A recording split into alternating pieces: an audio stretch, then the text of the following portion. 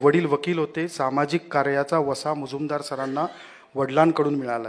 कोल्हापूरच्या प्रसिद्ध राजाराम कॉलेजमधून BSc झालेले मुजुमदार सर तेव्हाच्या पुणे विद्यापीठात वनस्पतीशास्त्रात पदव्युत्तर पदवी परीक्षेत पहिले आले, ज्याला गोल्ड मेडलिस्ट हा शब्द आता सरसकट वापरला जातो.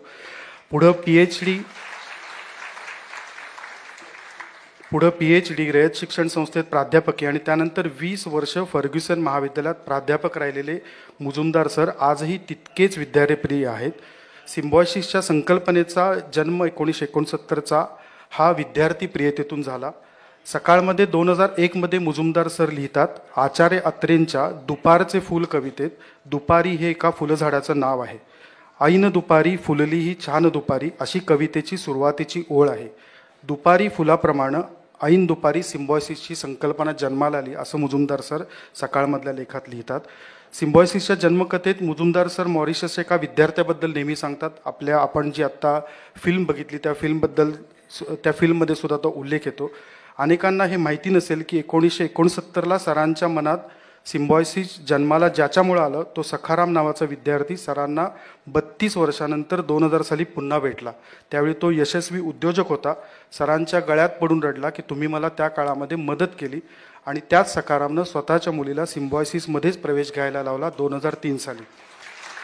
विद्यार्थ्यांची वेदना स्वतःची वेदना समजून त्यावर मार्ग काढण्यासाठी सिम्बॉयसिससारखी संस्था स्थापन करण्याचं आणि विद्यार्थ्यांच्या एकामागोमाग एक पिढ्या तयार करणाऱ्या शिक्षकावर इतकं प्रेम करायचं असं उदाहरण आत्ता या क्षणी तरी महाराष्ट्रात आणि भारतात दुसरं सापडणार नाही. सरांच्या साठीनिमित्त 31 जुलै 1995ला सरांची नारळ तुला करण्यात आली होती. धान्य तुला सुद्धा त्या दिवशी केली गेली होती आणि 3 फूट उंचीचं मानपत्र त्यांना दिलं गेलं होतं. त्याआधीची 2-3 वर्ष सरांसाठी खडतर होती. ज्यांना सिम्बॉयसिसची वाटचाल माहिती आहे त्यांना 1992 ते 1995 या काळातला सिम्बॉयसिसमधला सरांचा संघर्ष माहिती आहे. पण याच काळामध्ये सरांचं कर्तृत्व अधिक लखलखीतपणानं समोर आलं. विद्यार्थी आणि शिक्षक मुजुमदार सरांच्या पाठीशी उभे राहिले. एखाद्या शिक्षण संस्थेच्या चालकांना आज जे स्वप्न वाटेल ते स्वप्न सरांनी 1995 साली विद्यार्थी आणि शिक्षकांचा पाठिंबा स्वतःच्या मागं उभं करून पूर्ण करून दाखवलं होतं. मला वाटतं हे स्वप्न हे त्यांच्या प्रामाणिकपणातून निर्माण झालं होतं. त्यांच्या प्रामाणिकपणाची साक्ष विद्यार्थी आणि शिक्षकांना ज्यावेळी पटली त्यावेळी ते त्यांच्या पाठीशी उभे राहिले आणि मला अगदी आनंदानं सांगावं असं वाटतं की हे प्रेम आजही सरांना सगळीकडे लाभतं आहे. व्यंगचित्रकार RK लक्ष्मण यांनी एकदा मुजुमदार सरांना प्रश्न विचारलेला की डॉक्टर तुमचा देवावर विश्वास आहे का? मुजुमदार सरांनी उत्तर दिलं होतं, देवावर माझा नुसता विश्वासच नाही तर माझी देवावर श्रद्धा आहे. त्यावर लक्ष्मण पुन्हा त्यांना विचारतात की तुमचा परमेश्वरावर विश्वास आहे की नाही हा प्रश्न नाही, प्रश्न आहे तो परमेश्वराचा तुमच्यावर विश्वास आहे का? त्यावेळी मुजुमदार सरांनी दिलेलं उत्तर होतं की ह्या प्रतिप्रश्नाचा अर्थ मला आजही लागलेला नाही.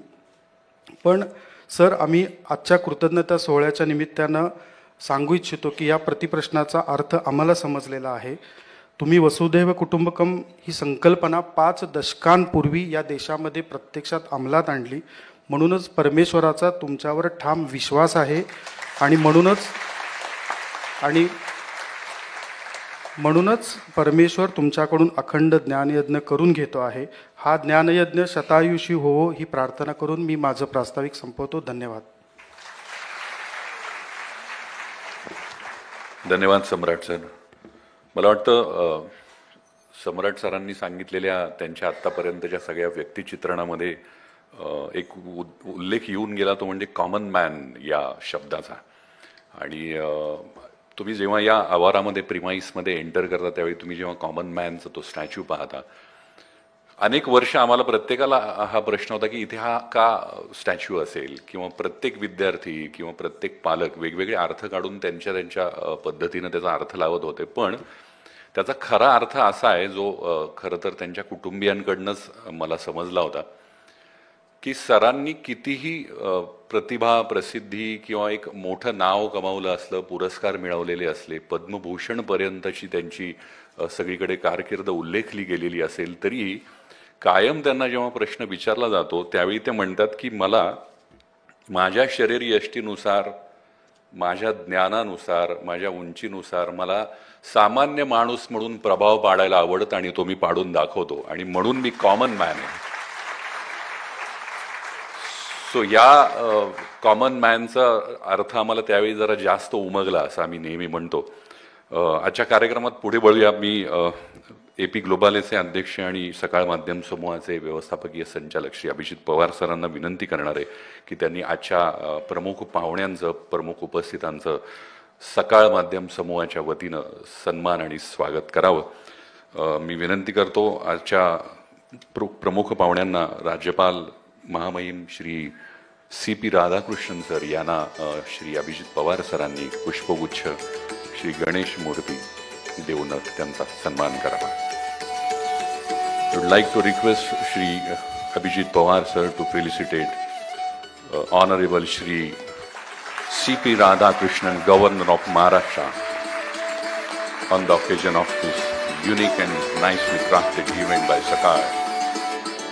यानंतर मी विनंती करतो की डॉक्टर शांब मुजुमदार सरांना देखील श्री अभिजित पवार सरांनी त्यांचं स्वागत करावं, त्यांना पुष्पगुच्छ प्रदान करावं. आजच्या कार्यक्रमाचे उत्सव मूर्ती पद्मभूषण डॉक्टर शांब मुजुमदार सर यांचा सन्मान. यानंतर सकाळचे मल्टीमीडिया एडिटर अंकित काणे यांना मी विनंती करतो की त्यांनी आजच्या कार्यक्रमासाठी विशेष पाहुणे म्हणून आलेले खासदार श्रीमंत शाहू महाराज छत्रपती यांना सुद्धा सन्मानित करावं.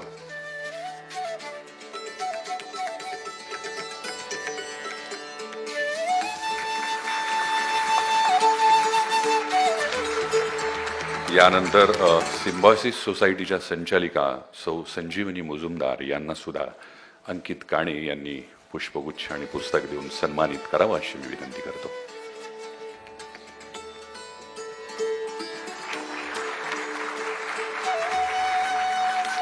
यानंतर मी श्री सम्राट फडणीस सरांना विनंती करतो की त्यांनी डॉक्टर प्रशांत नारनवरे वरिष्ठ सनदी अधिकारी यांना सुद्धा सन्मानित करावं.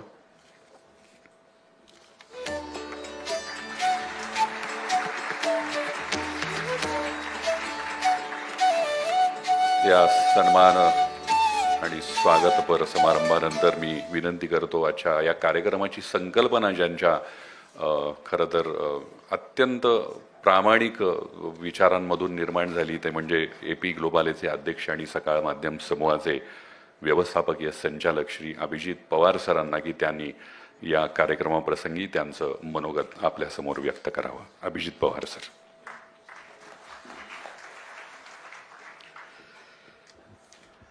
नमस्कार. व्यासपीठावरती उपस्थित महाराष्ट्राचे राज्यपाल सन्माननीय CP राधाकृष्णनजी, खासदार आणि कोल्हापूरचे दैवतच म्हणायला पाहिजे श्रीमंत शाहू छत्रपती महाराजजी,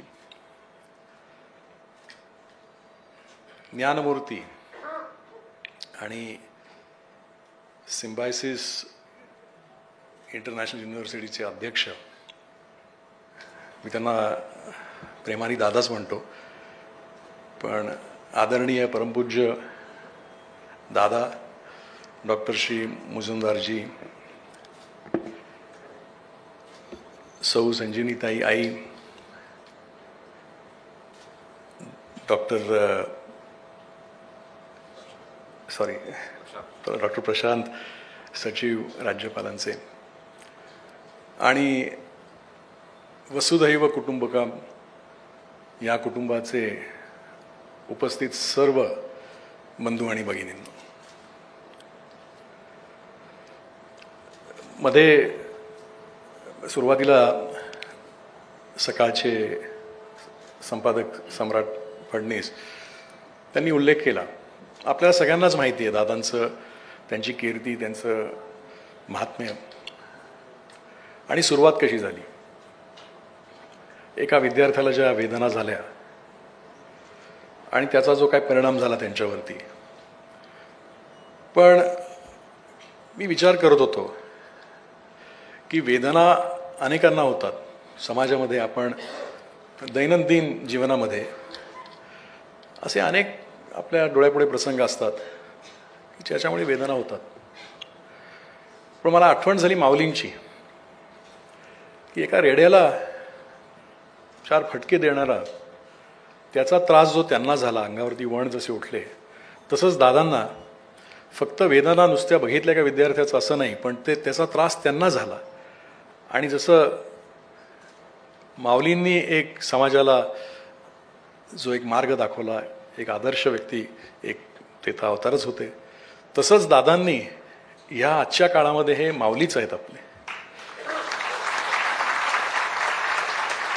कारण करुणा जी असते, नुसतं अरे बापरे ह्या बिचाराला त्रास होतोय, खूप वाईट वाटलं, इथपर्यंत ते थांबले नाहीत.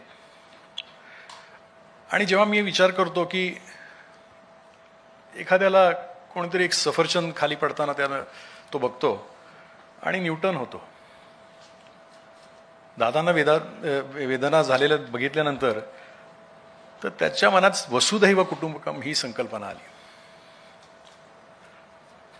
तर काय अर्थ याचा आपल्याला सगळ्यांना माहिती आहे. अयम निज परोवेती गणना लघुचेतसाम उदारचरितानाम तू वसुधैव कुटुंबकम. याच्यामध्ये माझ्यासाठी सर्वात जो महत्त्वाचा शब्द म्हणजे हा उदारचरितानाम. की अशा ही वसुधैव कुटुंबकम ही एक मनाची अवस्था आहे. मला नाही वाटत हे सगळ्यांना ही संकल्पना पचण्यासारखी आहे. कारण भावोपनिषदमध्ये थोडं त्याचा अभ्यास केल्यावरती लक्षात येतं की एखादी व्यक्ती म्हणजे खरंच त्या समाधी अवस्थेत जर का गेली तर असे विचार येऊ शकतात. दादांना हे सुचणं आणि त्याच्यानंतर त्यांनी सिम्बायसिस सारखी एक म्हणजे एक संकल्पना म्हणा, त्या विद्यापीठ की जेणेकरून विश्वामध्ये सगळे विद्यार्थी त्यांना कोणाला त्रास होऊ नये. खरंच आपण जेव्हा आपण भाषणामध्ये, दादा मी अनेक नेत्यांना मी ऐकतो भाषणामध्ये करतात बंधू आणि भगिनींनो वगैरे, पण मला असं वाटतं की फक्त स्वामी विवेकानंदांचा हा अधिकार आहे म्हणायला आणि तुम्हाला आहे. कारण खरं बंधू आणि भगिनींनो म्हटल्यावरती असं वाटलं पाहिजे, सगळ्यांनाच हे असं नातं जोपासता येत नाही. आणि सिम्बायसिसमध्ये 2 लाख माझे विद्यार्थी, सम्राटनी पण उदाहरणं दिली की काय त्यांचे, आम्ही अनेकांना भेटतो, माझी मुलगी पण सिम्बायसिसमध्ये होती. तर जे काय त्यांनी उभं केलं आहे म्हणजे खरंच एका अर्थाने भौतिक आणि आध्यात्मिक हे जीवन कसं जगायचं, संतुलित जीवन कसं जगायचं, हे दादांकडून बघूनच आपल्याला बघायला मिळतं. कदाचित अनेक प्रोफेसरांनी विद्यार्थ्यांना त्रास होताना बघितलं असेल, पण काय असं दादांमध्ये होतं की ज्याच्यामुळे अशी एक संस्था उभी राहिली. आणि दादांनी कायम श्रेय दिलं आहे एका दैवी शक्तीला. आणि हे खरंच आहे. आपण म्हणतो अनन्य चिंतयन्तो माम ये जन पर्युपासते तेषाम नित्य अभियुक्तानाम योगक्षेमम वाम्यम. त्याचं निरंतर चिंतन केलं, त्याच्याबरोबर तुम्ही एकदा अलाइनमेंट केली की तो काळजी घेतो योगक्षेमम. नुसतं LICच्या बिल्डिंगवरती हे नावं देऊन त्याचा काही उपयोग नाही. भौतिक आणि आध्यात्मिक तो बघून घेतो. याचं उत्तम उदाहरण दादा आहेत. विद्याताई इथे आहेत, मला एक बहिणीसारखीच आहे ती. तिला मी विचारलं की विद्या, दादांनी हे सगळं जे काय उभं केलं, म्हटलं मॅनेजमेंटमध्ये शिकवतात बिझनेस प्लॅन, फिजिबिलिटी रिपोर्ट वगैरे वगैरे, तर म्हटलं दादांनी कधी असा काही बिझनेस प्लॅन केला होता हे सुरुवात करताना, काही मॅनेजमेंट रिपोर्ट, फिजिबिलिटी स्टडी वगैरे? ते म्हणाले अजिबात नाही. कुठेतरी टी व्हीवरती एक प्रोग्राम बघितला, भगिनींना त्रास होतोय तर आपण आता मेडिकल कॉलेज महिलांसाठी आपण सुरू केलं पाहिजे, बस हा त्यांचा बिझनेस प्लॅन. आणि ते हॉस्पिटल सुरू झालं नाही, अत्यंत यशस्वीपणे ते चालत आहे. हा एक चमत्कार नाही? त्यांच्या मनात एक संकल्पना येणं आणि ते त्यांनी करून दाखवणं, खरंच हे एक दैवी चमत्कार आहे. आणि याचा अर्थ आहे की तुम्ही जर का अशा पद्धतीने जीवन जगलात, त्याचं तुम्ही चिंतन केलं, सगळं तुम्ही त्याला अर्पण केलं, तर का नाही होणार एक सिम्बायसिस सारखी संस्था? मध्ये RK लक्ष्मणांचं पण सम्राटने उल्लेख केला. प्रश्न छान विचारला होता की does God believe in you. पण मला असं वाटतं की देवानी RK लक्ष्मणांच्या तर्फे आपलीच एक परीक्षा घेतली. तो प्रश्न खरं दादांना नव्हताच, तो आपल्यासारख्या सर्वसामान्यांना होता. आणि मी त्याचं थोडं चिंतन केलं की काय उत्तर असावं. असं आहे की आपल्याला उपनिषदांमध्ये हे उदाहरण दिलेलं आहे समुद्राचं, की जर का देव समुद्र असेल आणि ह्या ज्या लाटा असतात समुद्रावरती, तर काहीतरी एक अशांत कारणामुळे या लाटा, म्हणजे त्या वाऱ्यामुळे त्या लाटा निर्माण होतात. आणि प्रत्येक लाटेला वाटतं की मी स्वतंत्र आहे, मी सेपरेट आहे. आणि समुद्राने त्या लाटेला प्रश्न विचारल्यासारखं आहे की ह्या समुद्रामध्ये तुझा विश्वास आहे का? मुळात आपण सगळी जण ते लाटेसारखे आहोत. आपल्याला वाटतं आपण स्वतंत्र आहोत, पण ज्याची खरी भक्ती आहे तिथे विभक्ती होत नाही. आणि तेव्हा दादांसारखी व्यक्ती, त्यांना लक्षातच आलं नाही की मी लाटच नाहीये, मी समुद्रच आहे. त्याच्यामुळे विश्वास माझ्यामध्ये आहे का नाही हा प्रश्नच त्यांना कळला नाही. उपनिषदांमध्ये पतंजली योगसूत्रामध्ये मला एक आठवण आली. क्लेश कर्म विपाक आशय अपार अमृतष्टाम पुरुष विशेष इति ईश्वर. आणि अशा ईश्वरासारखी आपली जर का परिस्थिती असेल तर याचं एक उत्तम उदाहरण म्हणजे दादा आहेत. आणि त्याच्यामुळे उत्तर हेच आहे की देव आणि दादा एकच आहेत. देव काय विचारणार की तुझा माझ्यावरती विश्वास आहे का, किंवा माझा तुझ्यावरती विश्वास आहे. अशी जेव्हा मनाची अवस्था होते तेव्हा खऱ्या अर्थाने असं पण म्हणू शकतो की वसुदैव कुटुंबकम आहे.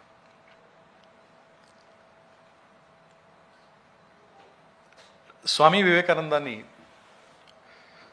असं भविष्य व्यक्त केलं होतं भारताचं, की 21वे शतक हे भारताचं असेल.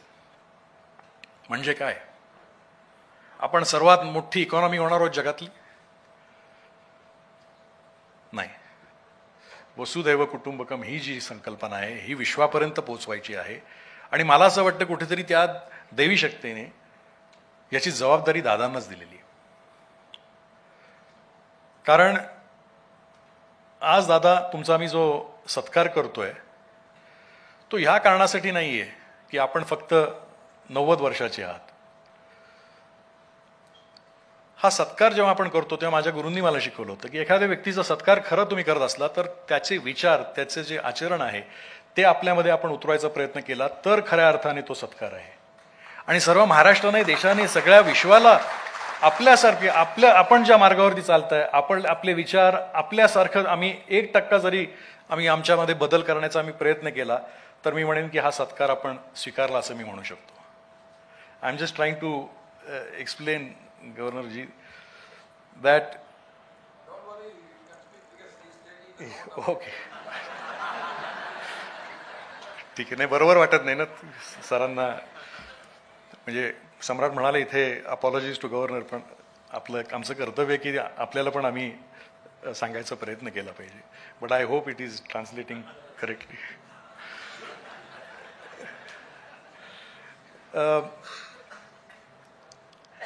तर हा जो सत्कार दादांची इच्छा, आमची इच्छा होती की सकाळचं जरा थोडं भव्य करू, आपण सगळं करू, पण दादा म्हणाले नाही. त्यांचा स्वभाव इतका साधा आहे. ते म्हणाले आपण विश्वभवनामध्ये एक छोटासा कार्यक्रम करू. ते तयार पण नव्हते, पण मी हट्ट केला. थोडा अंकितनी खूप हट्ट केला, त्यांच्या मागे दिवस रात्र गेला आणि त्याच्यामुळे दादांनी स्वीकारलं. कारण अशा मोठ्या व्यक्तींना मान, सन्मान, अपमान, जसं सम्राट म्हणाले की खरी परीक्षा तेव्हा असते की जेव्हा अशा व्यक्ती जो सुधार करायला जातो. अहो, माऊलींनी ज्या समाजाला सोडला नाही तर दादांना कसे सोडणार? त्या खोटे आरोप, काय वाटेल ते नॉनसेन्स बोलणारे लोक राहणारच समाजात. कारण जो समाजाचा उद्धार करतो त्याच्यावरती टीका होतेच, अविश्वास व्यक्त केलाच जातो. आणि हाच तो प्रसाद आहे. कारण तो कसं त्याच्या सामोरे जायचं हे दादांनी शिकवलं. अनेक वेळा असं वाटतं मला सुद्धा वैयक्तिक जीवनामध्ये, नको त्या गोष्टी लोक काहीतरी बोलत असतात, पण मला एक लक्षात आलं की दादांसारखी नजर पाहिजे. ते पंचेंद्रियांनी बघत नाहीत, ते काय डोळ्यांनी त्यांनी बघितलं नाही. तो अंतरात्मा त्यांचा जागृत आहे कायम. त्याच्यामुळे समोरची व्यक्ती कोण आहे दादांना काही घेणं देणं नाही. आपण एखाद्या व्यक्तीचं नाव घेतलं तर पहिलं ती व्यक्ती कोण, त्याचं बाह्य रूप, त्याचं नाव, त्याची जात, कुठल्या देशाचं आहे वगैरे वगैरे. दादांना फक्त जीवात्मा दिसतो. आणि त्याच्यामुळे ते अशा अवस्थेत आहेत की ते त्या पंचेंद्रियातून काही बघत नाहीत. आणि हे खरंच शिकण्यासारखं आहे. पण हे फक्त काहीतरी कोणीतरी बाबाबुवांनी असं बोलायचं आणि प्रवचन करायचं असं नाहीये. भौतिक जे काही यश, जी लक्ष्मीचा आशीर्वाद आहे तो इथे जिवंत उदाहरण आहे की तुम्हाला काही भ्रष्टाचार करायची गरज नाही, नॉनसेन्स करायची गरज नाही आहे. फक्त आणि फक्त तिथे तुम्ही विश्वास ठेवला तर काय होऊ शकत नाही. आणि हे देशापुढे नाही तर विश्वापुढे हे उदाहरण आणलं पाहिजे. आणि मला अभिमान वाटतो की इथे विद्यार्थी तर आहेच, पण अमय आहे, स्वातीताई आहेत, पुढची पिढी आहे, तिसरी पिढी आहे. या सगळ्यांमध्ये हे संस्कार दादांनी सगळे रुजवलेले आहेत. आणि त्याच्यामुळे मला खात्री आहे की सिम्बायोसिस आज 50 वर्षापेक्षा मला वाटतं 54 वर्ष झालेत ना संस्थेला, तर पुढची जी काय 50-100 वर्ष असतील तर पुढे काय होणार असं मी विचार करत होतो. आणि दादांच्या एका इंटरव्ह्यूमध्ये ते म्हणाले की the institution has to outlive the individual. दादा हे नक्कीच होणार आहे. आणि त्याचं कारण असं आहे की मी असा विचार केला की कुठली अशी संस्था आहे की जी हजारो वर्ष टिकलेली आहे. असा कुठला व्यवसाय आहे, कुठलं राज्य होतं, कुठलं डोळ्यापुढे उदाहरण येतं आहे? एकही नाही. साम्राज्य केवढी मोठी होती, पण मंदिरं जी आहेत ज्याला स्थान महात्म्य असतं. अनेक वेळा असं होतं की कोल्हापूरची आपली अंबाबाईचं मंदिर आहे किंवा काय ज्योतिर्लिंग आहेत, कोणी याची स्थापना केली तर माहिती नाही. आपण म्हणतो की काय अगस्त्य मुनींनी केली होती, कोणीतरी केली होती, देवाला माहिती. त्याचा विस्तार कुठल्या तरी राजाने वगैरे केला असतो. पण ही मंदिरं का टिकून राहिली हजारो वर्ष? कशामुळे? आणि त्याचं मुख्य कारण आहे की भक्ती. आज दादा तुम्ही फक्त ज्ञानी नाही आहेत, अनेक ज्ञानवंत ज्ञानी आज भेटतो आम्ही, पण ज्ञानीचा ज्ञानयोगीचा जो प्रवास आहे तो तुम्हीच करू शकला. कारण तुमच्यामध्ये ती जी भक्ती आहे. कारण जो ज्ञानी होता, तो जो एक महापंडित होता, तो रावण पण झाला ना. पण जेव्हा भक्ती रस असतो, भक्ती मार्गाने तुम्ही जाता, तेव्हा ह्या ज्ञानीचा ज्ञान योगी होतो आणि तुम्ही ज्ञानयोगी आहात, तुम्ही ज्ञानमूर्ती आहात. आणि ह्याला सद्गुरूचा आशीर्वाद असल्याशिवाय होणार नाही. जेव्हा आपण म्हणतो ब्रह्मानंदम, कुठला आनंद आहे? परमसुखदम, कुठलं हे परमसुख आहे? केवलम ज्ञानमूर्तीम, वेदमूर्तीम नाही म्हणाले, तर तुम्ही ज्ञानमूर्तीम आहात.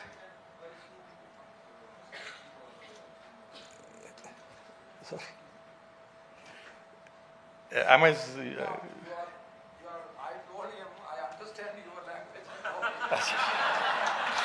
मला तो जरा धसकी बसली की काय राज्यपालाने काहीतरी चुकीचं काय मी बोललो का काय, तर माफ करा मला. He is understand.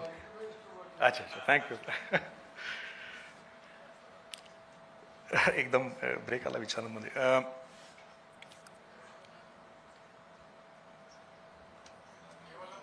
ज्ञानयोगी.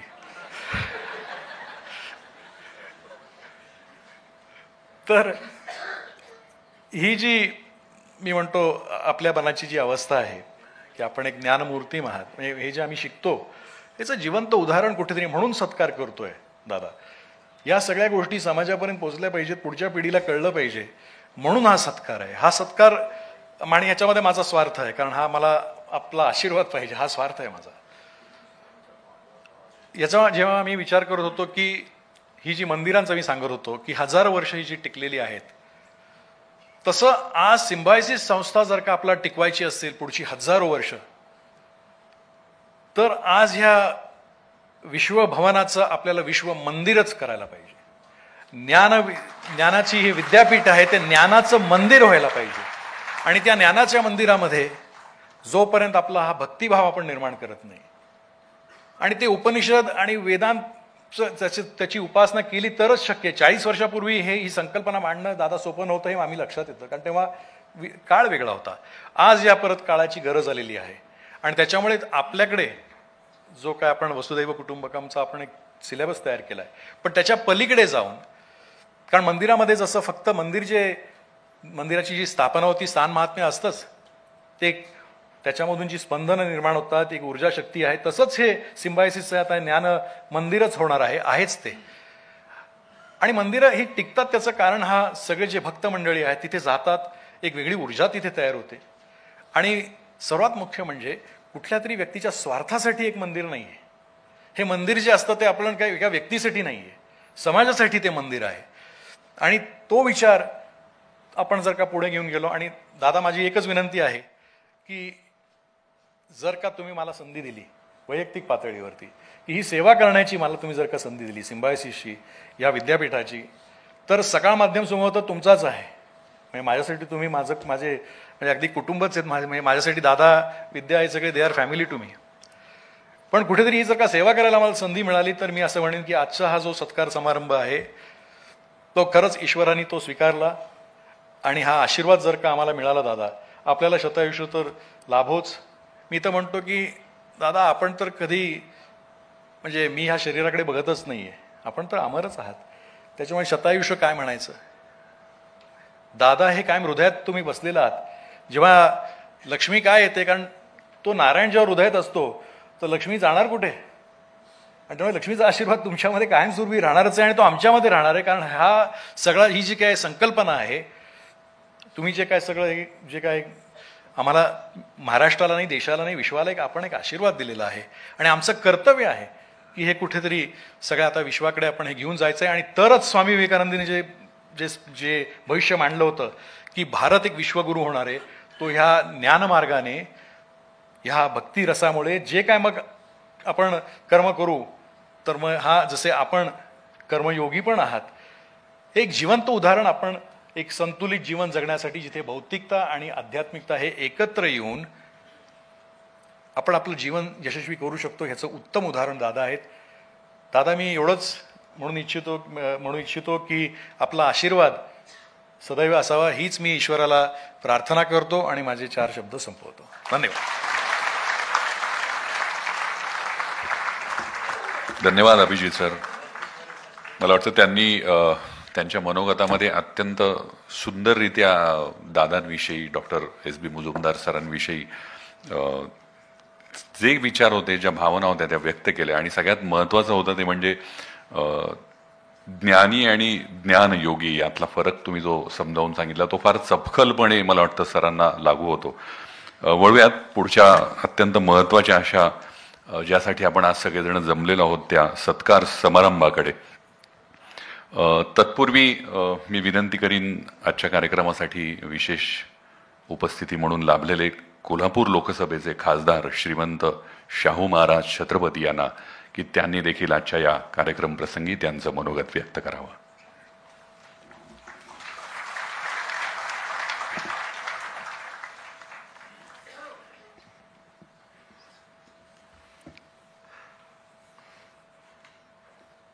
Your Excellency, Shri C.P. Radhakrishnan, Governor of Maharashtra, Dr. S.B. Majumdar sir, President and founder of the Symbiosis family,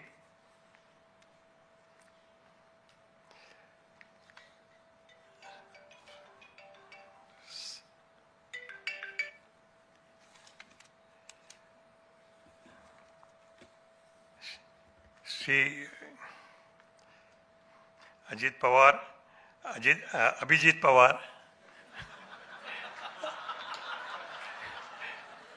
लवकरच हे अजित पवारही होतील आणि मुख्यमंत्री सुद्धा होऊन जातील असं काय अभिजित साहेबांचे काय ओळख त्यामुळे आपली वेगळी होत नाही. Doctor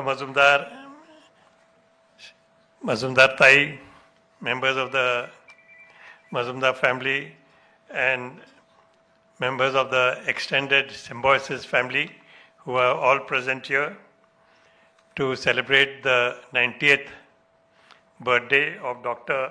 S.B. Majumdar, who has spent the last almost 55 years in developing this Symbiosis, which has now grown into an international tree where everyone is studying in the shade of this large tree. And I must say that Majumdar sir, whom I have known for several years and whose book I had the opportunity to release some years back, his autobiography, he had started his career at my Kolhapur. He is basically a Kolhapurian, then of course a Punean, then a Maharashtrian and Indian and international, and last but not least, he is a great human being. And he was also in Fergusson College, which he left.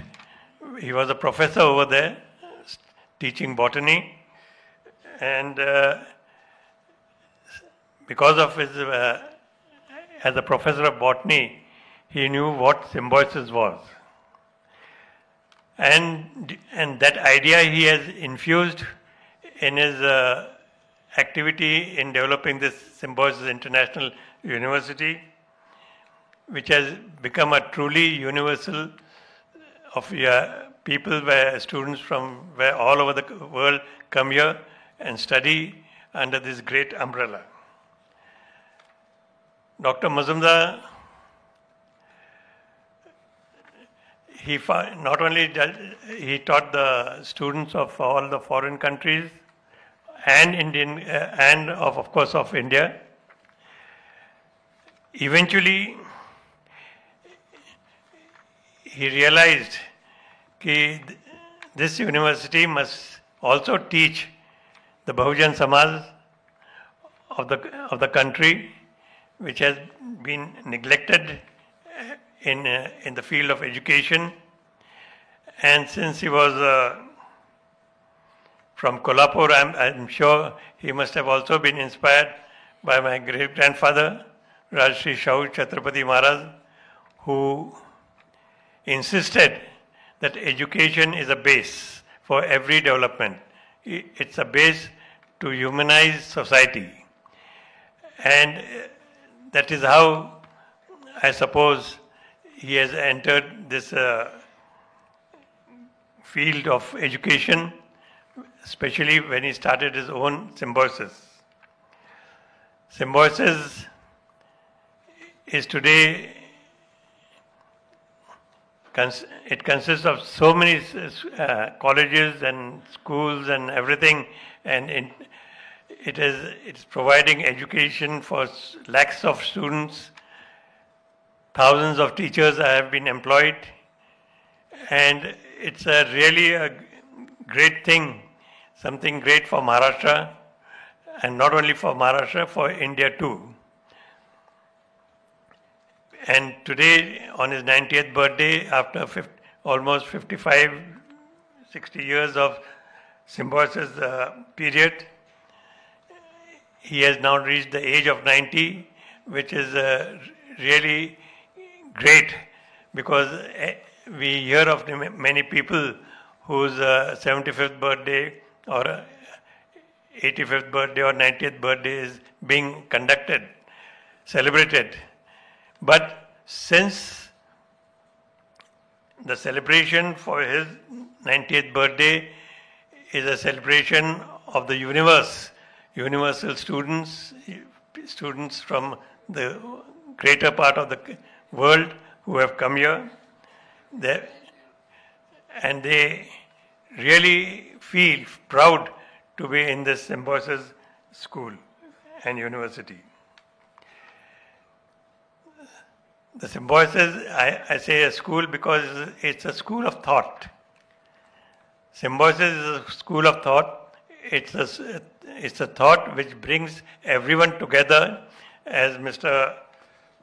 Abhijit Pawar, who just now in his Adhyatmic lecture we heard, he was, I didn't know how it changed so fast, because in the last time I heard him was at Kolhapur, celebrating another occasion of his Sakar newspaper, which he now runs.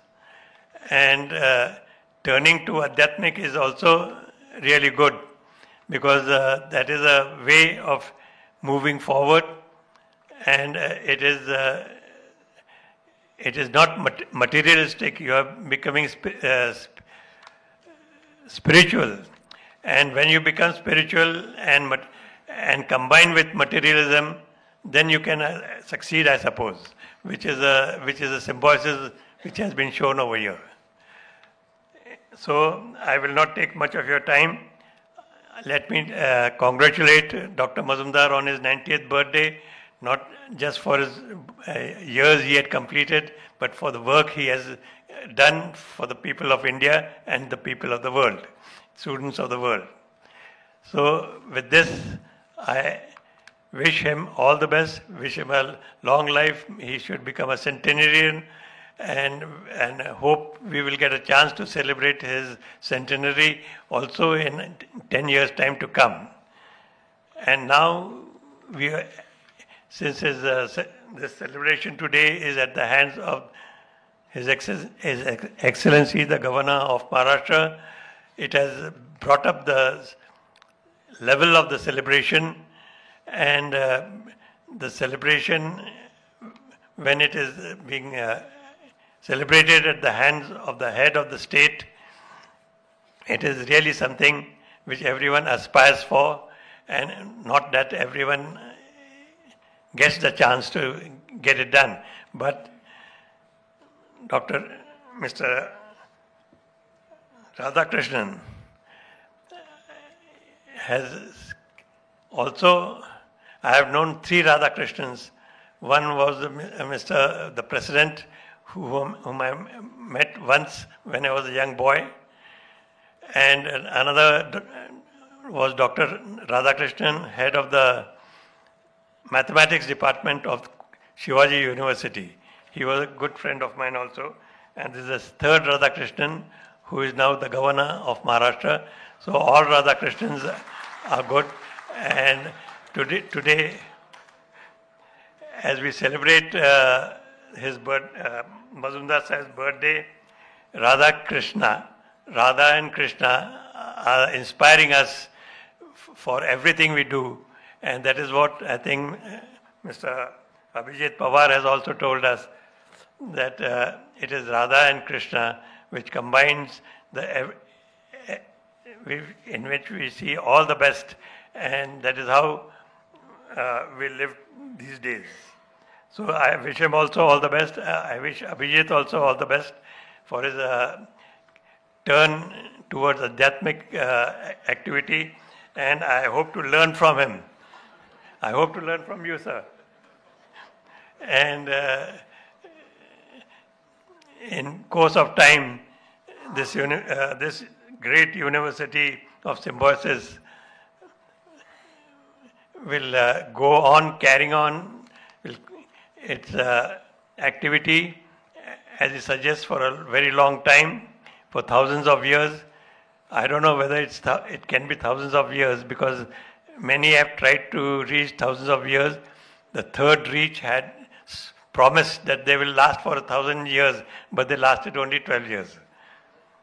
But 3rd reach means Hitler's regime during the Second World War. Anyhow, that is not the point. The point is that this university has already lasted for so many years, 60 years or so, and it will continue to do good work, and certainly it will be helpful for the people who are still struggling to come up in this country, students who cannot afford to go elsewhere, to Switzerland or to England. They come to India, and this is a country which will help all the students who have the capacity to learn, and capacity to do well, and capacity to pass on the knowledge to others, instead of just retaining it for themselves and indirectly helping the entire world in this process. Thank you very much, sir. Thank you, everyone. Thank you so much sir. मला वाटतं या मनोगतांनंतर आपण आता मुख्य सत्कार समारंभाकडे, सोहळ्याकडे वळूया. आज आपण ज्यांच्या 90वीचा हा अभिष्टचिंतन सोहळा साजरा करण्यासाठी जमलोय, त्या पद्मभूषण डॉक्टर श्री श्याम मुजुमदार सरांना त्यांच्या वाढदिवसानिमित्त, 90व्या वाढदिवसानिमित्त आज या मंचावरून माननीय महामहिम राज्यपाल यांच्या हस्ते आणि सर्व सन्माननीय उपस्थितांच्या आणि तुम्हा सर्वांच्या साक्षीनं आपण सन्मानित करूया. Sir, I would like to request you to just felicitate and let's celebrate his 90th birthday today. On this great occasion, we will have a special celebration and a special supplement edition of Sakal to inaugurate, to unveil today. So आपण आजच्या या अभिष्ट चिंतन सोहळ्यामध्ये आता ती वेळ आली आहे, तो क्षण आला आहे, त्यांना आपण सन्मानित करण्याचा. महामहिम राज्यपाल महाराष्ट्र राज्य श्री CP राधाकृष्णन यांच्या हस्ते आपण डॉक्टर श्याम मुजुमदार सरांना शॉल, पुष्पगुच्छ आणि श्री गणेश मूर्ती प्रदान करीत आहोत. जोरदार टाळ्यांनी आपण, मला वाटतं, उभं राहून त्यांच्यासाठी अभिवादन आपण करायला हवं. गेल्या 9 दशकांचा हा जीवन प्रवास, अत्यंत यशस्वी असा जीवन प्रवास आज आपण तुम्हा आम्हा सर्वांच्या साक्षीनं इथे साजरा करतोय. सकाळ माध्यम समूहाच्या वतीनं ही अत्यंत अनोखी, आगळीवेगळी अशी संकल्पना महाराष्ट्र राज्याचे राज्यपाल श्री CP राधाकृष्णन यांच्या उपस्थितीमध्ये त्यांच्या हस्ते हा सन्मान, याबरोबरच आजच्या विशेष अंकाचं सुद्धा या ठिकाणी प्रकाशन करावं अशी मी विनंती करतो. आजच्या या 90व्या वाढदिवसानिमित्त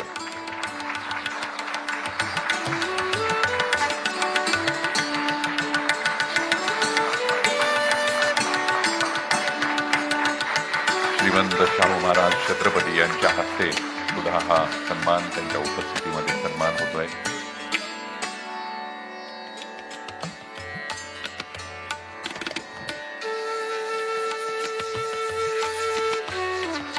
कोल्हापूर लोकसभेचे खासदार श्रीमंत शाहू महाराज छत्रपती यांच्या हस्ते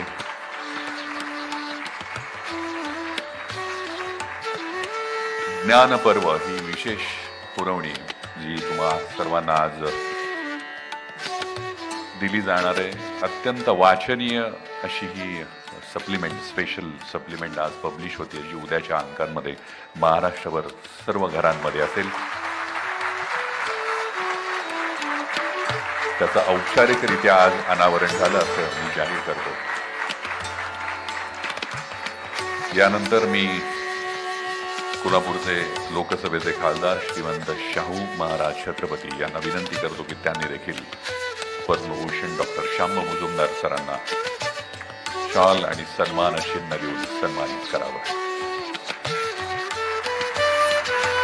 शॉल, पुष्पगुच्छ आणि श्रीमंत छत्रपती राजर्षी शाहू महाराज यांची मूर्ती देखील त्यांना प्रदान करण्यात येत आहे.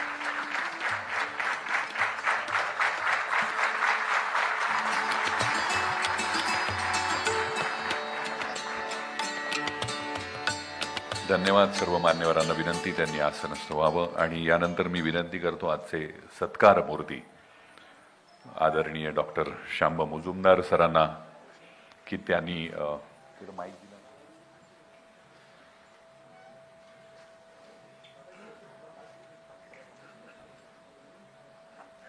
आजच्या या विशेष सत्कार सोहळ्याच्या निमित्तानं डॉक्टर मुजुमदार सरांना मी विनंती करतो की त्यांनी सत्कारास उत्तर म्हणून त्यांचं मनोगत या ठिकाणी व्यक्त करावं. सर.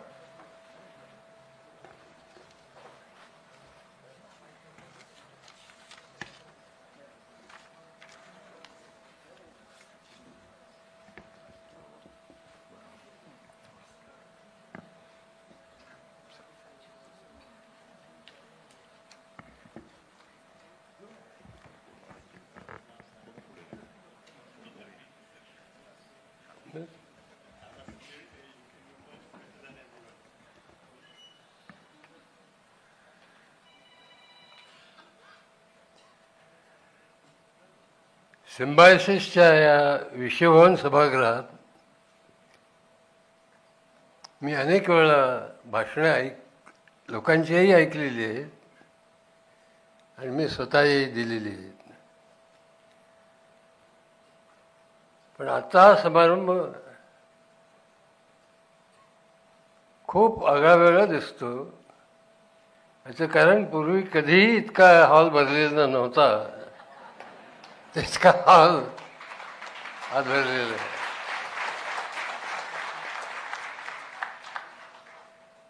धन्यवाद.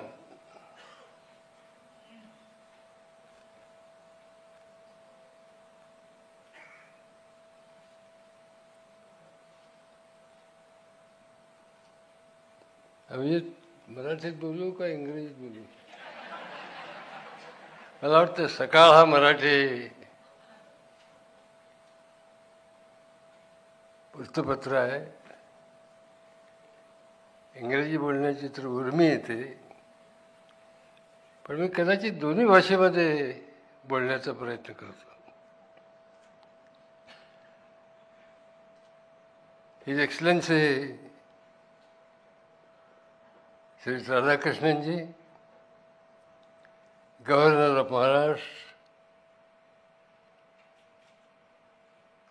thank you so much for coming here again, because you have been to our university in Lavli for the convocation of foreign students.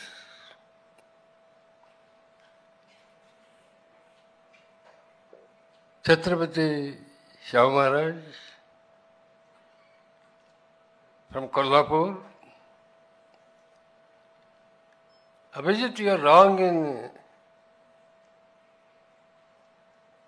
calling him Khasdar for this function at least. या फंक्शनला शाहू महाराज तुम्हाला सरदार आपले खासदार म्हणून बोलवलेलं नाही, पण कोल्हापूर संस्थानच्या संबंध जनतेचे तुम्ही दैवत आहात म्हणून तुम्हाला इथं बोलवलेलं आहे. कारण आम्ही असं ठरवलं होतं की इथे राजकारण्यांना अजिबात बोलवायचं नाही. त्याच्यामुळं मी नम्रपणे सांगतो की तुमची खासदारकी 5 वर्षाची असेल, पण छत्रपती म्हणून तुम्ही जन्मोजन्मी ओळखले जाल आणि हाच तुमचा मोठेपणा आहे.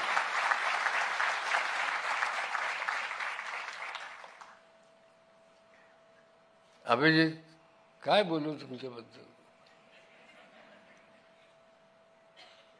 तुम्ही ज्यावेळी बोलत होता त्यावेळी तुम्ही एका मेडिटेशनच्या मूडमध्ये होता.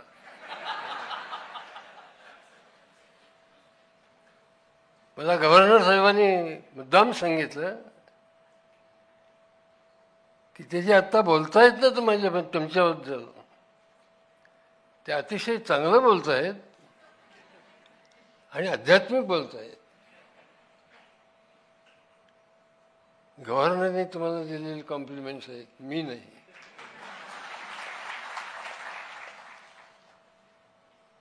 तुमच्या बोलण्यातला एक धागा मला फार आवडला, फार फार आवडला. असं म्हणतात की 2 किंवा 3 जनरेशनच्या पलीकडे एखादा व्यवसाय टिकत नसतो. पहिली जनरेशन फार कष्ट घेते, दुसरी मजा करते आणि तिसरी त्या संस्थेचा लय करते.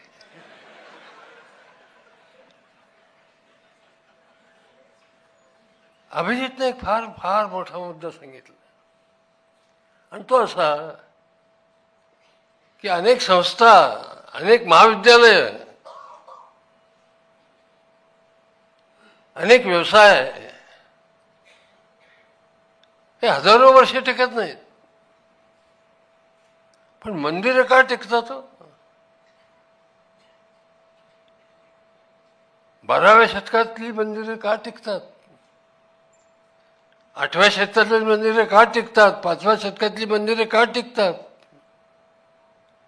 अभिजित, प्रत्येकाला अंतर्मुख करणारा विषय आहे. आणि म्हणून तुम्ही जे मला सुचवलं की विद्यापीठ ही ज्ञानाची मंदिरं झाली पाहिजेत, तरच ती हजारो वर्षे टिकतील. आणि जेव्हा तुम्ही मंदिरं झाली पाहिजे तसं म्हणाला त्यावेळी आरत्या किंवा चतुर्थ्या किंवा धार्मिक संस्कार धार्मिक विधी करणं या अर्थानं तुम्ही म्हणाल नाही. आज जर तुम्ही ऑक्सफोर्ड युनिव्हर्सिटी घेतली तर ती 900 वर्षाची आहे. हार्वर्ड युनिव्हर्सिटी घेतली तर 1636 साली स्थापन झालेली आहे. म्हणजे शिवाजी महाराजांच्या जन्मानंतर 4-5 वर्षानं. त्या का हजारो वर्ष टिकून आहेत याचे उत्तर देण्याचा मी प्रयत्न करेन. पण हा विचार गड्या मला तुमचा फार फार आवडला.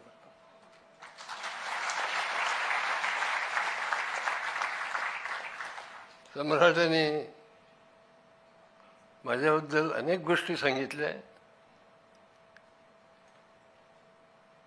त्यांच्याबद्दल मी मनापासून तुमचा आभारी आहे. इथं मला मित्रांनो अनेक लोक दिसतात, अनेक मित्र दिसतात, अनेक वेलविषय दिसतात. सगळ्यांची मी नावं वेळ घालू शकत नाही. पण आज जो हा सत्कार सन्मान जो सकाळतर्फे झालेला आहे हा एक आगळा वेगळा सत्कार आहे. मी केवळ 90 वर्षाचा झालो म्हणून हा संस्कार झालेला नाही. कदाचित थोडंफार 90 वर्षाचा असून सुद्धा उत्साह आहे, ताकद आहे, बोलणं येतं, क्षमता आहे, हा विचार असेल. पण अभिजितचं जे मन, विचार, आध्यात्मिक बैठक किती आहे मला ठाऊक आहे, कशी आहे मला ठाऊक आहे. म्हणून मी ज्या पद्धतीनं गतीनं राजकारण शिक्षण क्षेत्रामध्ये जे काही गोष्टी केल्या, जी काही मी कॉन्ट्रीब्युशन थोडीफार केली आणि त्यातून सामाजिक, शैक्षणिक, सांस्कृतिक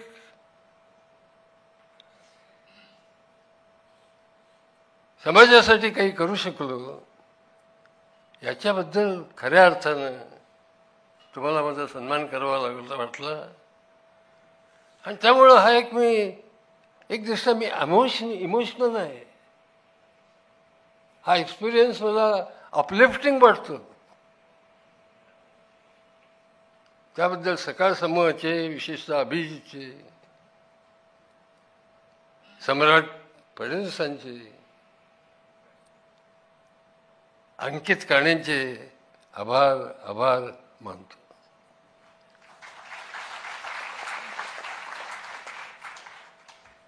मित्रांनो, प्रत्येकाला एक प्रश्न पडतो, निदान पडावा. आणि तो प्रश्न आहे,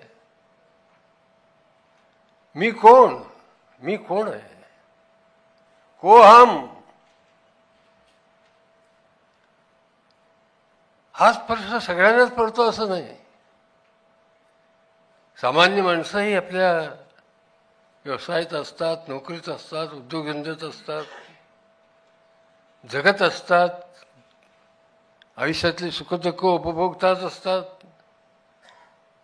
पण समाजातल्या काही व्यक्तींना एक प्रश्न पडतो आणि तो पडावा, विशेषतः शिक्षण क्षेत्रात काम करणाऱ्यांना पडावा, की त्याने विचारलं पाहिजे की को हम?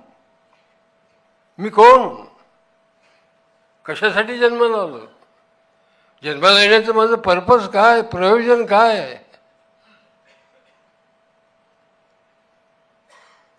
अनेक प्राध्यापक नोकरी करतात, निवृत्त होतात, स्वतःचा विषय प्रामाणिकपणे विद्यार्थ्यांना शिकवतात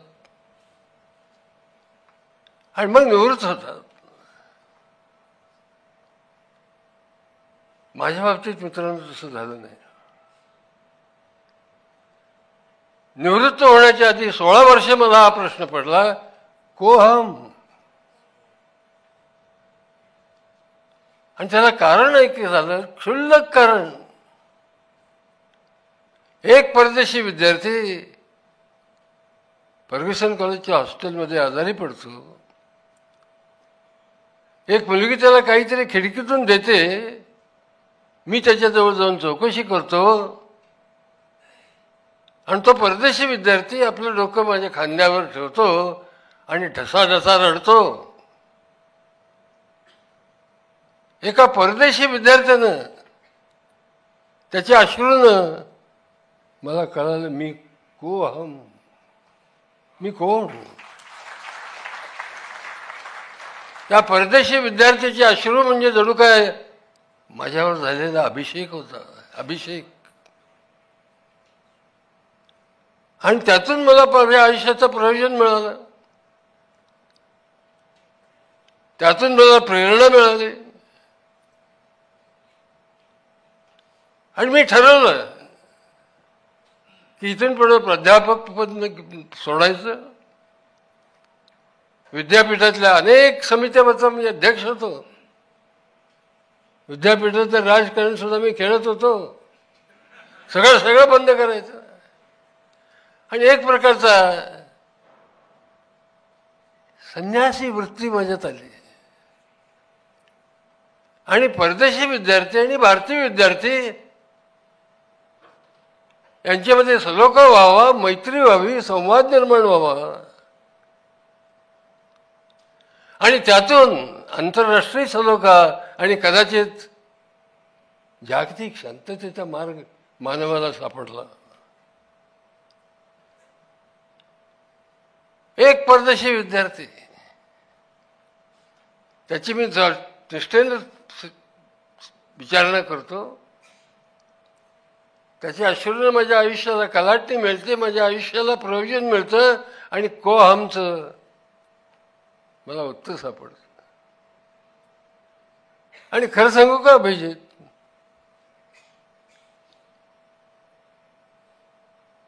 तो जो क्षण होता ना, एका सर्वात चुकाचा अनेकांना अनुभव आला असेल. आयुष्यात एक क्षण असा येतो की जिथं तुम्ही बदलून जाता, तुमच्या आयुष्याला कलाटणी मिळते. असं अनेक वेळ तुमच्या बाबतीत झालेलं आहे. तो क्षण मला त्या परदेशी विद्यार्थ्याच्या अश्रूमध्ये सापडला. आणि मग त्या ऋषींचा श्लोक आठवला, अयम प्रतिभा समय. अरे तो हाच क्षण आहे की तुझ्या प्रतिभेचा तुला साक्षात्कार झालेला आहे. एक शत्रू मित्राचा थेंब, त्यातून को हमचं उत्तर आणि त्यातून मिळालेला आनंद. अयम प्रतिभासमय. आणि खरं सांगू मित्रांनो, त्यावेळी तो एक राष्ट्राचा विद्यार्थी होता, मॉरिशसचा विद्यार्थी होता, त्याचं नाव सखाराम. पण आज भारतामध्ये, पुण्यामध्ये आणि सिम्बायसिसमध्ये 85 देशाचे हजारो विद्यार्थी आलेले आहेत. ते विद्यार्थी एकमेकाला भेटतात, एकमेकात संवाद करतात, एकमेकांच्या देशाला समजून घेतात, संस्कृतीला समजून घेतात. आणि ते कुटुंब, ते राष्ट्र, धर्म, मैत्री सगळ्याच्या पलीकडे जाऊन जातात. आणि त्यातून मला आठवलं की मी जी संस्था स्थापन केली, आम्ही जी संस्था स्थापन केली, त्या संस्थेचं जे ध्येयवाक्य होतं, मोठं होता, वसुधैव कुटुंबकम. हे मी पाहत होतो. हजारो परदेशी विद्यार्थी आणि हजारो भारतीय विद्यार्थी ज्यावेळी एकत्र येतात, इथं ते ध्वजवंदन करतात, आपापल्या देशाचे राष्ट्रीय सण साजरे करतात, त्यावेळी वसुधैव कुटुंबकम झाल्याचा मला भास होतो, आभास होतो. आणि मग मला कळतं गड्यात योग्य दिशेने चाललेलं आहे.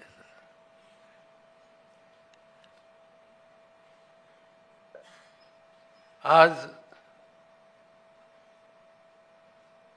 जगाची परिस्थिती काय आहे तर मला सगळ्यांनाच शौक आहे. रशिया, युक्रेन,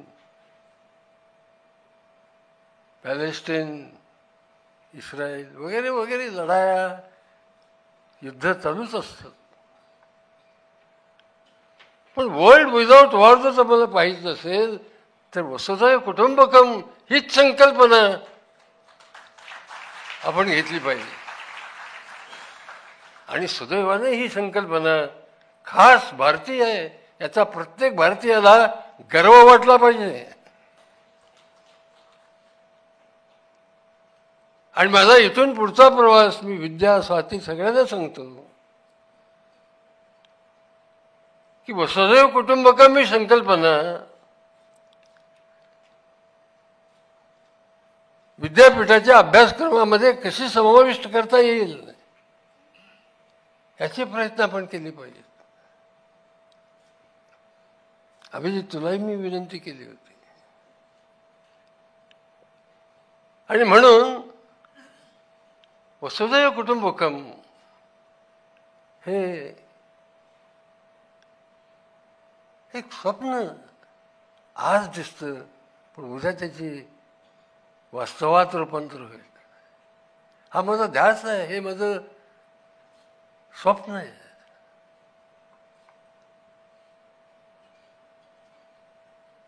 मित्रांनो,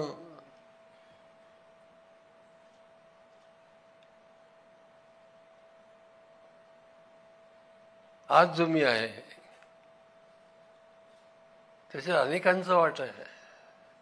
मी गर्व करू नये, दुराभिमानानं बोलू नये की मी मी मी मीच्या ऐवजी आम्ही म्हणणं शिकलं पाहिजे. माझ्या आयुष्यामध्ये महत्वाची व्यक्ती म्हणजे माझी पत्नी. 2 मुलींची लग्न झाली, 2 मुली सुखा समाधानात राहिल्या. आणि म्हणून तिनं डॉक्टर आंबेडकर स्मारक आणि वस्तू संग्रहालय याच्याकडे लक्ष दिलं. तिथं जाणं तिथं म्हणजे रोजचं आहे.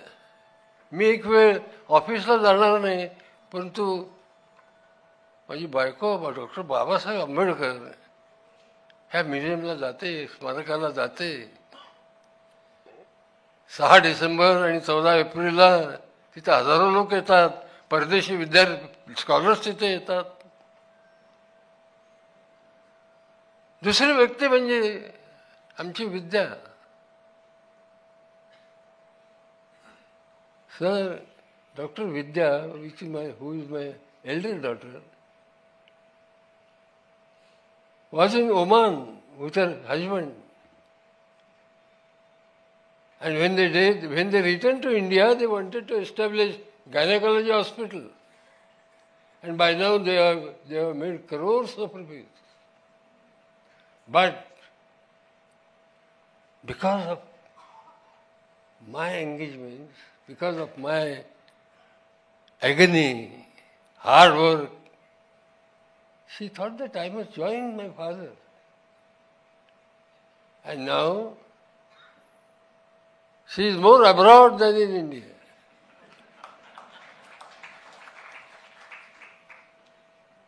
She has taken this university to its pinnacle. And now it is recognized by Harvard, Stanford, Oxford, and most of the European universities. I have also a second daughter. She has chosen a different path, a different stream in education. And that is skill development. She has established university, first skilled university in the country. Why? Because she feels that only skill can give employability. Only skills can make an individual employable. So this is how my entire family is engaged in symbiosis activity. Then there is Rajiv, my son-in-law. I don't call him son-in-law, I call him son. He is looking after Arogya Dham. In our medical hospital, every patient gets free treatment. He looks after nursing. He looks after entire affairs of Arogya Dham. And I am really happy that it was our Prime Minister Modi who inaugurated Arogya Dham when symbiosis completed 50 years. So, ladies and gentlemen, to me, education is not marks, degrees and examinations. Education is the building of responsible persons, responsible citizens, kind-hearted persons, and ambassadors of peace and progress. That is the function of education. And in Symbiosis we are doing exactly that. We want to produce global citizens, not local, not national. Because a global citizen, for a global citizen, no country is a foreign country. So this is the story of journey of my life, my friends. And I am really, really grateful to Sakal newspapers that they conferred upon me a rare honor of felicitation. And that too at the hands of Governor of Maharashtra. That too at the hands of my beloved, respected and revered Chhatrapati Shahu Maharaj. You know, who felicitates you is more important sometimes than why for you are felicitated. Be that as it may. Thank you so much. Thank you friends, thank you relatives, thank you well-wishers. God bless you. Again and again, please remember that Vasudhaiva Kutumbakam is not only Indian philosophy thought. It is a state of your mind. How you look at the world. Udara Charita Nam tu Vasudhaiva Kutumbakam, as Abhijit rightly said, the word Udar is important. A noble mind, open mind, can only think that the whole world is one family. May Vasudhaiva Kutumbakam guide our Indian education.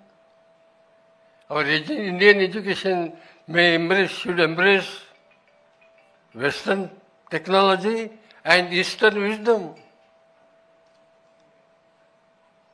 Only then Swami Vivekananda's prediction of Vishwaguru will come true. Thank you so much. God bless.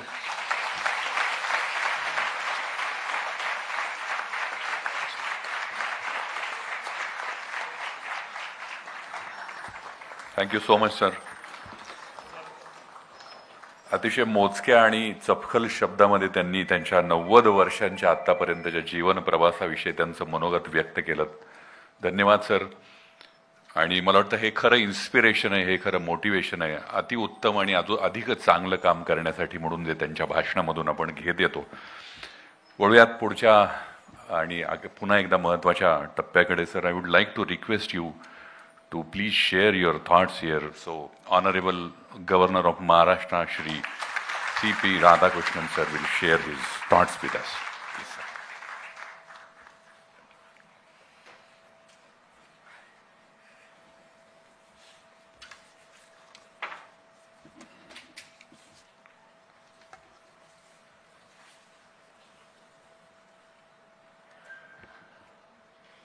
I touch and salute the holy feet of Bharat Mata, the most powerful and the most merciful. आज येथे उपस्थित सर्वांना माझा नमस्कार.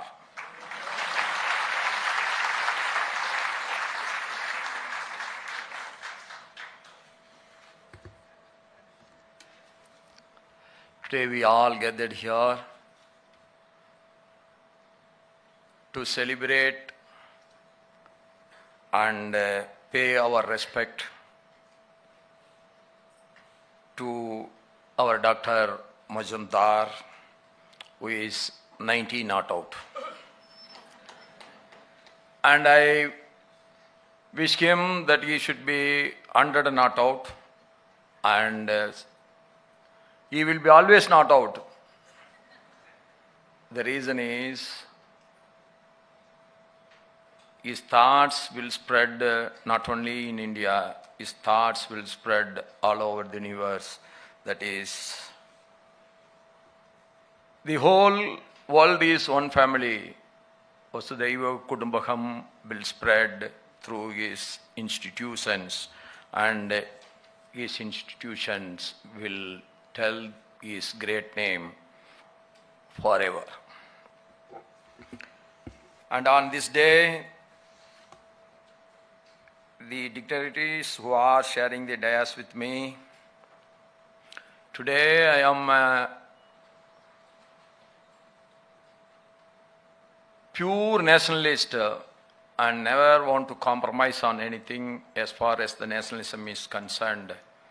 It is only because of the great history of Chhatrapati Shivaji Maharaj. When I was so young,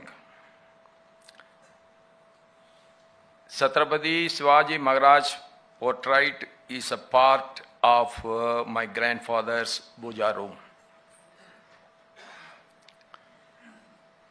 And my mother used to tell about the great courage and his great fight against the aggressors when I was so young. At that time, I never thought I am going to be the governor of the soil of Chhatrapati Shivaji Maharaj. And today, a great speech was given by his 12th generation. Even after the Shivaji Maharaj, he is carrying out the legacy of Shivaji Maharaj, Sri Sagu Maharaj Chhatrapati Ji, honorable member of our parliament from Kolhapur. And Professor Dr. the hero of this function, Professor Dr. S.P. Majumdar Ji, founder and chancellor of Symbiosis University, and Srimati Sanjeevani Majumdar. See, you need someone behind you all the time if you have to be successful in your life. With a lot of patience. There will be ups and downs in everybody's life, but you need somebody's support when you go down with her words, that is wife. And Srimati Sanjeevani Majumdar was the backbone of the great success of our Majumdar. And I understand the Managing Director, Circle Media Private Limited. I am always, I understand one thing today, whether it is Abhijit Pawar or Ajit Pawar or Sharad Pawar, they all are great speakers.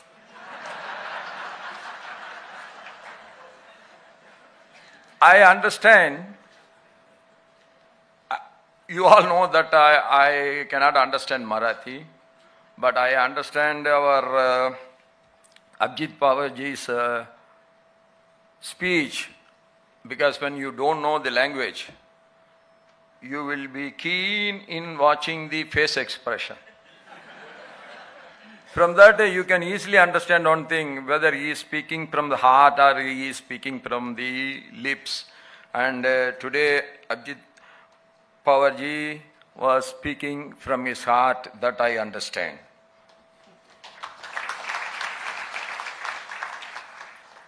And Sri Samrat Patnis ji, the editor of Sakal, and Sri Anigit Khani ji, editor, Sakal Media Group, Dr. Vidya Erwadikar, Pro-Chancellor, Symbiosis University, members of the Dr. Majumdar family, distinguished guests who are gathered here on this day, my dear sisters and brothers, namaskar, and very good morning to all of you. This is my fourth or fifth meeting with Dr. Majumdar. I attended their convocation ceremonies, and therefore I feel immensely happy to join all of you to celebrate the 19th birthday of Dr. Majumdar, founder and the president of Symbiosis and chancellor of Symbiosis International University.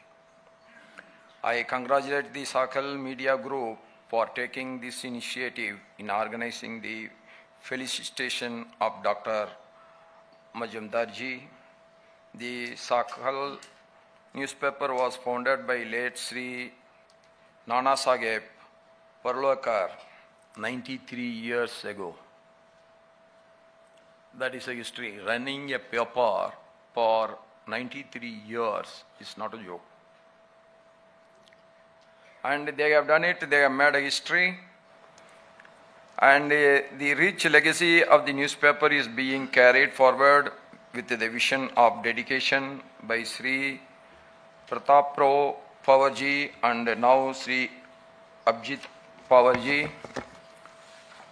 Both Symbiosis and Sakal are growing examples of what happens when vision meets commitment, when the institutions are built not for profit alone, but for a particular purpose. Today's felicitation of Dr. Majumdar is therefore a felicitation of great personality by an equally great institution. See, when our Pawarji was in his speech, he said Nani. Everyone can be Nani in their own way. Nani doesn't mean that you be always in the saffron cloth and living in a remote place and not meeting anybody, living on your own isolation. That is not, that is also, that is a particular system of Nani, but in the normal life also you can be Nani. How you can be Nani? You select your own one single target. That is what Vivekananda ji said.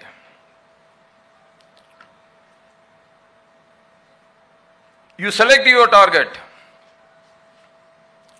and you move towards your target and never get stopped till you reach your goal. That is what our Majumdar has done today. He took the concept Vasudhaiva Kudumbakam. The whole world is one family, and he thought that can be achieved only through education. So whole life he started working towards it, and today he is able to achieve it. That is the reason why this university got students from 85 different countries.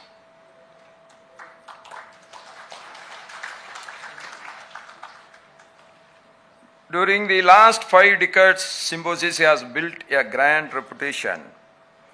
As a governor, many people approach me seeking my help to get admission to Symbiosis. That is one big difficulty for me.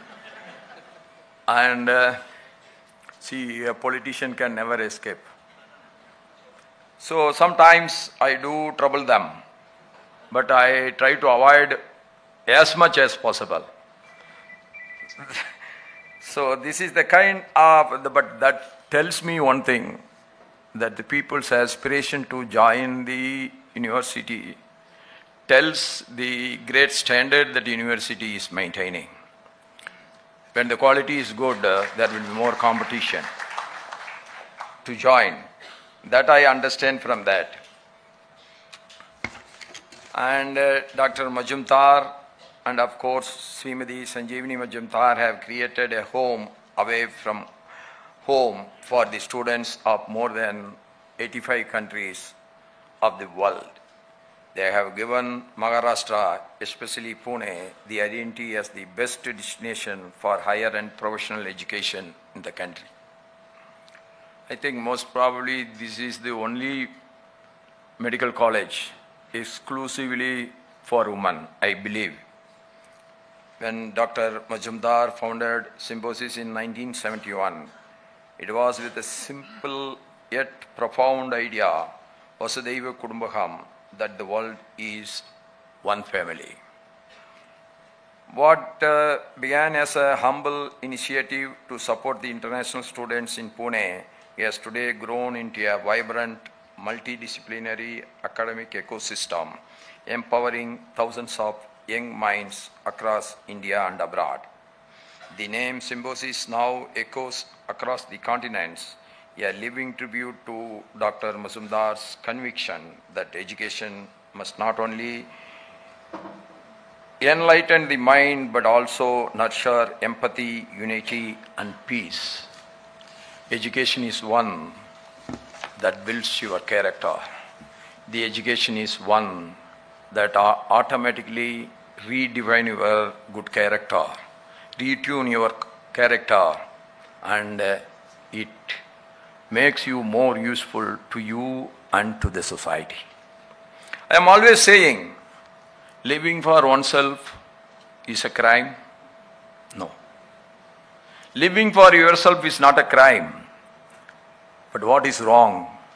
Living only for yourself is wrong. While you are living for yourself, you can live for others too. That is the great contribution you can make to the society. Together, they are not only preserving their father's legacy, but are expanding it to many of the aspirations of the new India and changing world. As Chancellor of Universities in Maharashtra, I hold a deep responsibility not only towards academic excellence, but also towards ensuring the well-being of holistic development of our students. See, how a man can be so successful in his life. We must have first thing is self-discipline. Your talents have to come up. You have to exploit your talents. Your talents has to be recognized by the world. Your talents must be useful for you and for the rest of the society. All these things can happen only when there is a self-discipline inside. There are so many distractions in the world today. It's not like the previous years. You are confined to your family. You are confined to a particular town. You are confined only to a particular area. That is gone now. The whole world is totally open. It is for you to select whether you will be attracted by the distractions or you are choosing the right path, how to move forward. So it is all your freedom now. Even the parents don't have that much control over their son or daughter today. What my father was on me, that I cannot put it on my son. When you compare my son's grip over the grandson, it is absolutely getting diluted. What I am saying is, I am saying the ground reality, because the outlook is becoming so broad today. The exposure is so much today. If you want to control only your son or you want to control only your daughter, they will feel that you are a dictator. But there are ways how to rectify their mistakes. We have to be so affectionate. We have to tell everything in such a polite way, not like my father. You have to change. My father is very, very strict. But my father has taught me one thing. My father has said one time, as long as you eat, you must work. That is the great philosophy I got it from him. Whether you are having sufficient money, whether you are powerful, that all doesn't matter. As long as you take food, maybe one time, maybe two times, maybe three times, but as long as you take food, you must work. That is the philosophy my father has injected in my mind. And those who are working with an involvement, those who are working towards a goal, those who are doing everything in their efforts towards moving the goal, I will tell you, the victory is theirs. It may get delayed, but it cannot never be denied, even by the God. That is the success story of our Majumdar. That's why Babarji has said he is a nani. Everybody is nani if they achieve their goal in their life. But the goal should be noble goal. That is very important. And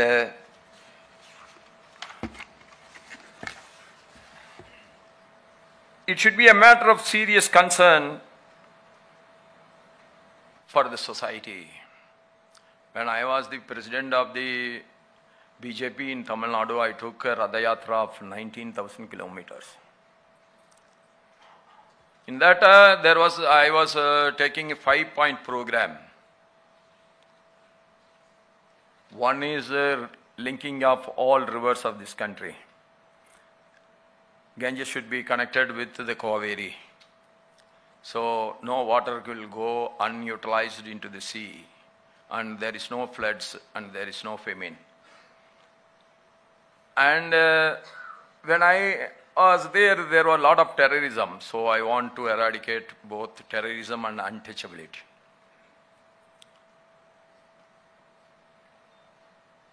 Maharashtra is a great state. Two big heroes have been given by Maharashtra. That is, one is Chhatrapati Shivaji Maharaj and the other is Babasaheb Dr. Ambedkar. We cannot treat somebody as untouchable because he is born in a particular community. There cannot be a big sin than that. We all are equal. The contribution by both of them, in their own way, in their own time, is great. 2 days because one party has met me in Raj Bhavan. They were saying only Jai Maharashtra. I said to them, Jai Maharashtra, Jai Bharat. And I told them,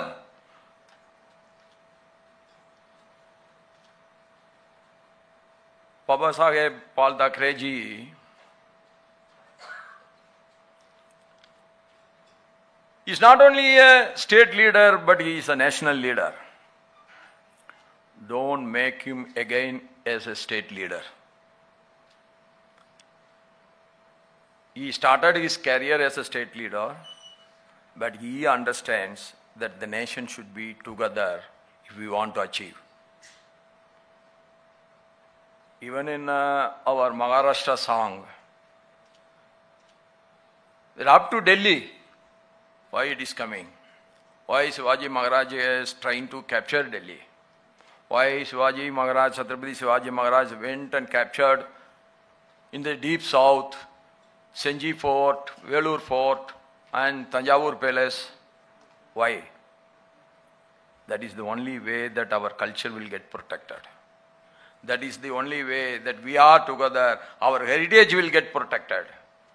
The great Sanatan Dharma is not against any religion. Sanatan Dharma is the only way of living that includes everybody, that recognizes every worship, that recognizes everybody's tradition, everybody's aspirations.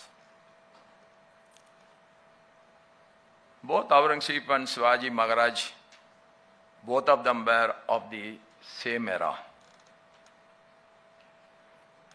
There were defeats, there were success after the war. What is the attitude of Aurangzeb and what is the attitude of Chhatrapati Shivaji Maharaj is entirely different.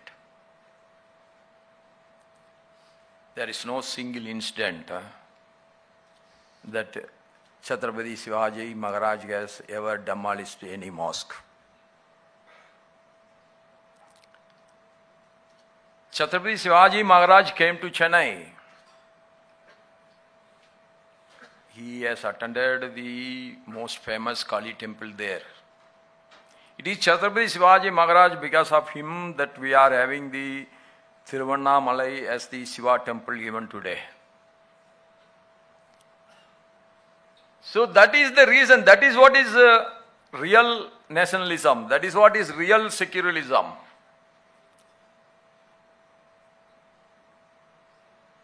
Everybody should be very proud of their mother tongue. When Pavarji asked me whether I should speak in English, I said, you can speak in Marathi, no problem. I will see my secretary Prasantji will get translated it to me because I don't know Marathi. But you are free to speak in your mother tongue. For anybody, mother tongue is important. Like mother tongue, mother religion, all are important. What is more important is when the question of motherland comes, we must be ready to sacrifice even our mother. That is the national spirit with which Viksit Bharat by 2047 is possible. So, in Tamil Nadu, I am sorry to say, most of my colleagues in the public life, they are always saying, we are very proud of our language Tamil. Yes, I too very proud of my mother tongue Tamil. But what is the difference between them, most of them, and me? I never hate other languages. I like my mother tongue. I appreciate it. I am very proud of it. That doesn't mean I have to hate others' mother tongue. That will not bring harmony. That will make me more confined to a particular region. That's why in all our universities I am always telling, at least one other foreign language. It may be Italy, it may be French, it may be Germany, it may be Spanish, it may be Japanese, it may be even Chinese. Other than English, at least one foreign language should be there in every university, that I am insisting, so that our students will get much exposure to the international and the world. They will be more equipped if I know Marathi, then I must be more equipped than today. That's why I am always encouraging and always requesting, when you are young, you learn as many languages as you can. And as our Majumdarji is spreading the education system, he wants to spread it all over the world. And I wish him and his family Aruguvol Verudi Alvol Talaika Vendum. That is a proverb in Tamil that means, like the grass, the root should go like a grass, and it should spread like Panam tree. Why Panam tree has been quoted? The Panam tree is having the uniqueness. Every branch can have its own root. Instead of the branches becoming a burden, the branches becoming the supportive. Like that, all your family should grow like that. That is my wish on your 19th birthday. All you said, very clearly you said, he is not my son-in-law, I will call him as son. That's why in Tamil we call him as Marumagan. Magan means son. Marumagan means another son. Magal means daughter. Marumagal means another daughter. So you are symbolically said how a family can get united. What is the meaning of living?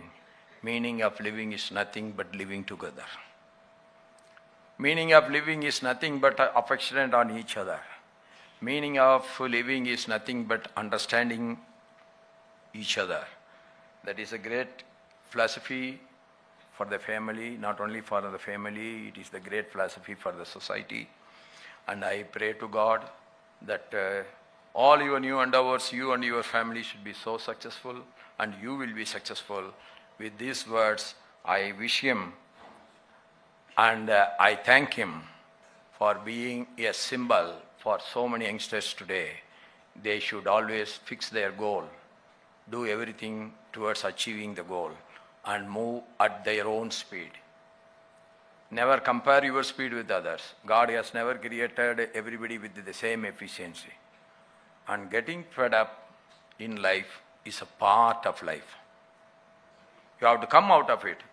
Fed up will come for everyone. Even for Vivekananda it has come. We know only the positive side of Vivekananda. When he was in America, he has undergone so many struggles. Even his early life, his parents have created a lot of debts for him, so he has to pay back. So nobody is exempted, including Lord Ram. God has become to the earth and he became the human being, but Lord Ram has suffered a lot than enjoying the power. So it is a part of the game, it is a part of our life that fatigue will come for everyone. But we must not stick with the fatigue, we should disown it and we should march forward. For that only you always choose your own speed. And you can take little breakup also at times, but you should continue your journey. You should continue your journey with a lot of faith in you. That is what Vivekananda ji has said. And I am sure, sir, all your successors will take your university all over the world and they will be reflecting your great thought of the soil. Vasudhaiva Kudumbakam will be, the whole world is one family, will be reflected on all your efforts. With these words, I thank you once again and I pray to God for you become such an inspiring personality for so many youngsters. That is, if we concentrate, work with an involvement and dedicacy, definitely we will be very successful as a human being. With these words, I wish you every success. Thank you both, खूप खूप धन्यवाद. जय महाराष्ट्र, जय Bharat. Thank you everyone.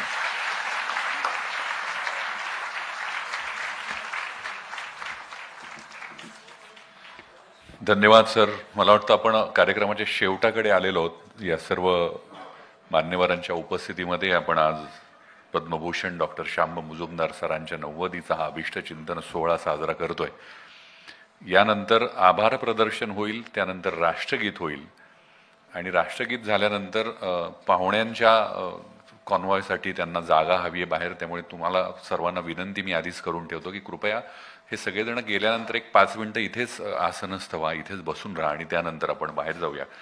मी विनंती करतो श्री अंकित Kane, digital सकाळचे editor, त्यांना की त्यांनी आभार प्रदर्शन करावं. नमस्कार. सर्वप्रथम मी आदरणीय महामहिम राज्यपाल महोदयांचे आभार मानतो की आजच्या कार्यक्रमासाठी ते खास मुंबईहून इथे आलेत. तर माझी सर्वांना विनंती, एकदा जोरदार टाळ्यांनी आपण त्यांच्याप्रती कृतज्ञता व्यक्त करूया. आमचे मार्गदर्शक आदरणीय शाहू महाराज हे सुद्धा कोल्हापूरहून आज या कार्यक्रमासाठी आलेत. महाराज धन्यवाद.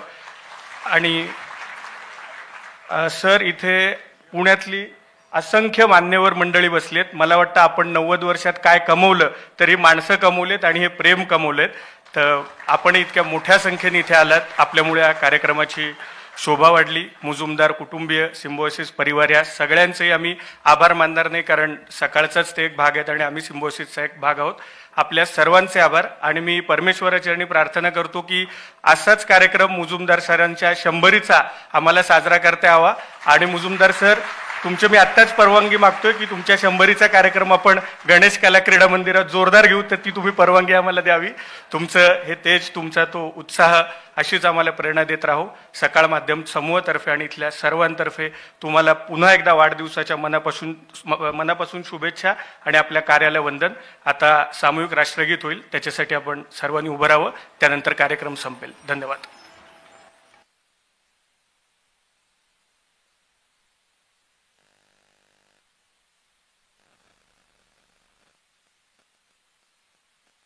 जनगण मन अधिनायक जय हे भारत भाग्य विधाता. पंजाब सिंध गुजरात मराठा